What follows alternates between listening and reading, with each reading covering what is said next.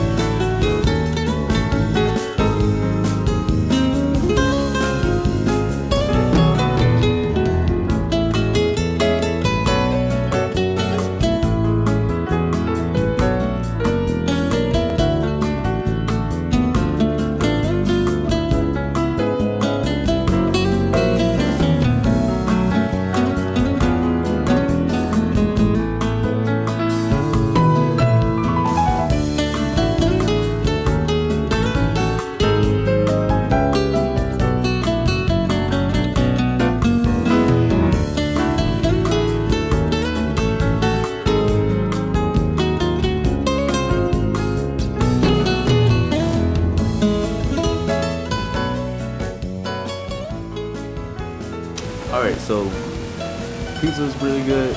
The crust was just okay. I've had better, but it depends on what you're looking for in the crust. As far as taste, it tastes all right. Sauce, the cheese, the pepperoni, all great, and the hint of oregano that I put in there, really good. My budget for this dish was $20 to $25. I know this is like a quick video, so I thank you for watching. I know this is like a quick pizza.